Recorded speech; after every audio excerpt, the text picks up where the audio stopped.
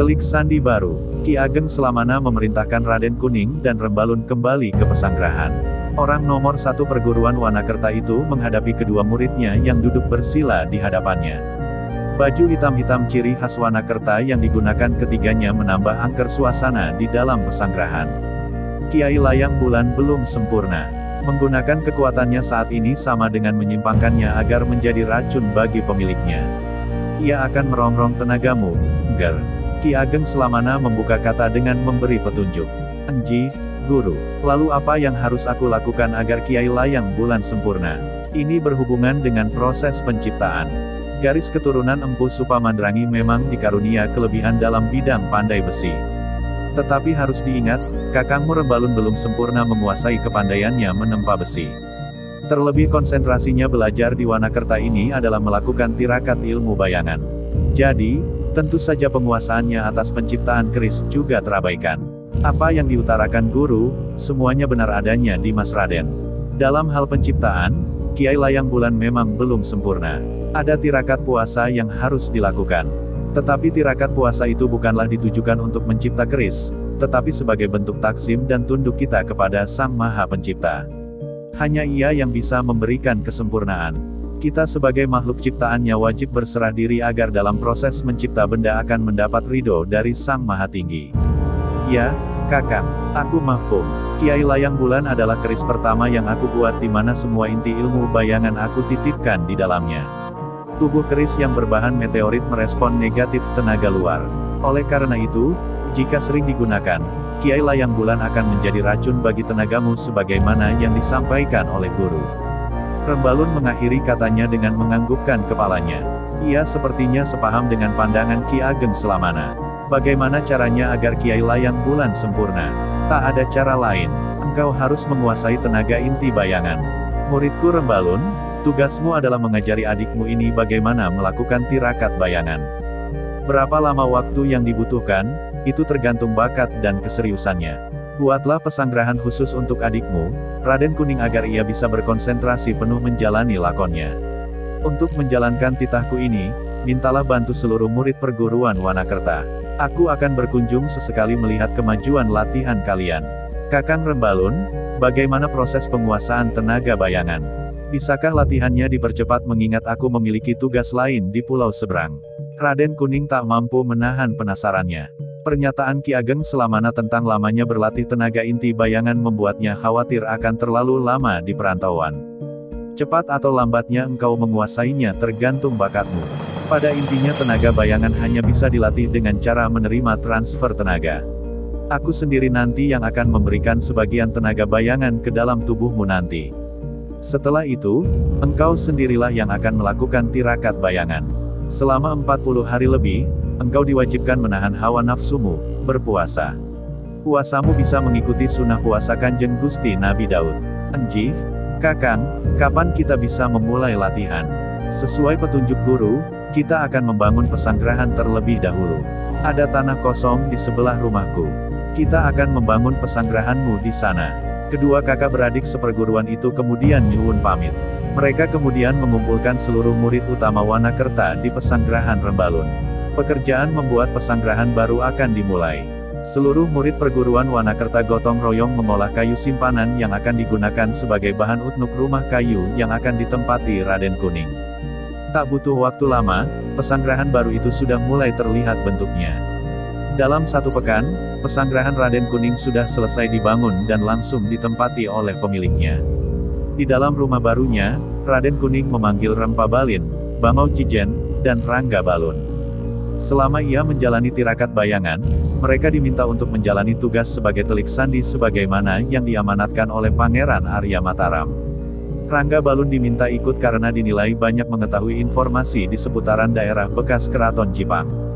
Rempa Balin mendapat tugas khusus menyelidiki keberadaan kerabat Pangeran Raja Adipati Arya Jipang, Yang Mulia Arya Penangsang. Apakah keluarganya masih hidup dan ditemukan di seputaran Jipang?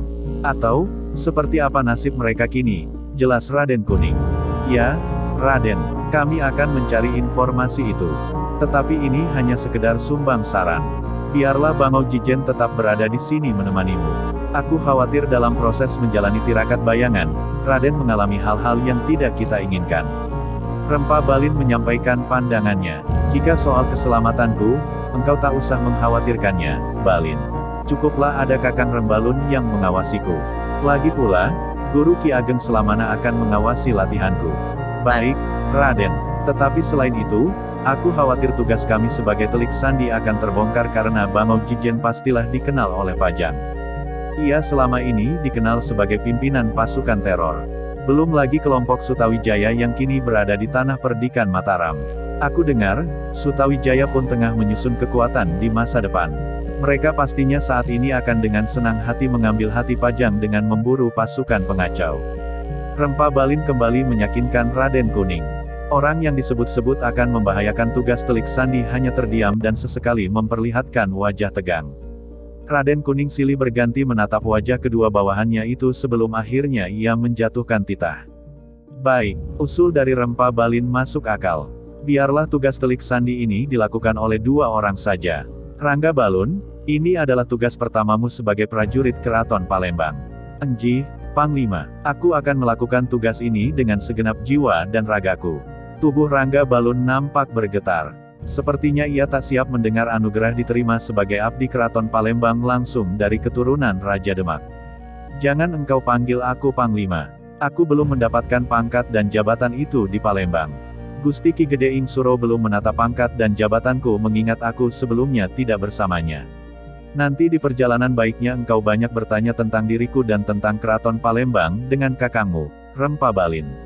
Segeralah kalian bergegas. Aku ingin kalian berdua sudah meninggalkan tempat ini sebelum siang meninggi. Bawalah bekal secukupnya. Kita nanti akan bertemu di Tuban Dua Purnama lagi.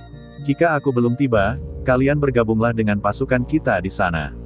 Rangga Balun, engkau mintalah izin terlebih dahulu dengan kakangmu, Rembalun. Tenang saja, kalian pasti akan berkumpul lagi di Palembang. Aku sendiri yang akan meminta Kakang Rembalun bergabung dengan kita. Sendiko Dawu, Raden. Hari masih pagi ketika dua Telik Sandi yang mengemban tugas dari Pangeran Arya Mataram itu meninggalkan perguruan Wanakerta. Tak ada isak tangis. Kedua kakak beradik Rembalun dan Rangga Balun hanya berpelukan sebentar. Darah prajurit yang melekat di tubuh mereka membuat hati dua kakak beradik itu kuat. Aku berangkat, Kakang. Jaga kesehatanmu. Dan aku titip junjunganku Kakang Raden Kuning kepadamu. Nanti kita akan bertemu lagi. Rangga Balun mengucapkan kata perpisahan. Rangga Balun kemudian mengekor di belakang Rempa Balin.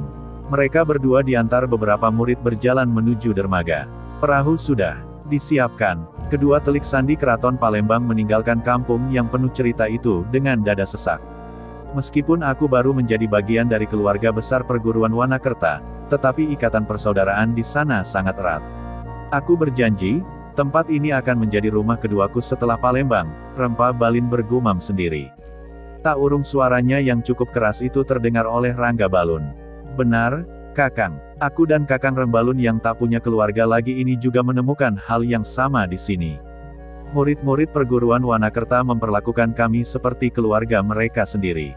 Kakang Rembalun yang tengah menjalani lakon dan seperti orang aneh itu saja tetap dianggap sebagai bagian dari keluarga besar Wanakerta. Terlebih guru kita Ki Ageng Selamana tidak pernah membeda-bedakan perlakuan terhadap murid-muridnya. Singkat kata, kami menemukan keluarga baru di Wanakerta. Kedua bola mata Rangga Balun berkaca-kaca. Sesekali pandangannya dilemparkannya ke arah kampung Wanakerta. Puluhan rumah kayu itu semakin lama semakin kecil. Ia selanjutnya menghilang di balik rerimbun semak perdu yang berada di pinggir aliran sungai Bengawan Solo. Perahu yang ditumpangi kedua orang Telik Sandi Palembang itu berlayar membelah arus sungai. Kemudi yang dikendali Rempa Balin mengarahkan perahu sesuai kayuhan dayung. Rangga Balun memutar dengan konstan dayung di sebelah kiri, sedangkan Rempa Balin mendayung perahu dari sebelah kanan. Latihan kebersamaan mendayung perahu itu tanpa disadari Rangga Balun yang belum berpengalaman itu akan menyatukan hati mereka berdua. Ya, tugas menjadi Telik Sandi dengan menyamar masuk ke sarang lawan bukanlah hal yang mudah. Taruhannya adalah nyawa melayang. Rempa Balin mengajarkan bagaimana menjadi Telik Sandi yang baik melalui alam. Salah satunya dengan cara melawan arus sungai dengan kebersamaan. Tujuan mereka adalah mencari kabar berita di wilayah bekas Keraton Jipang.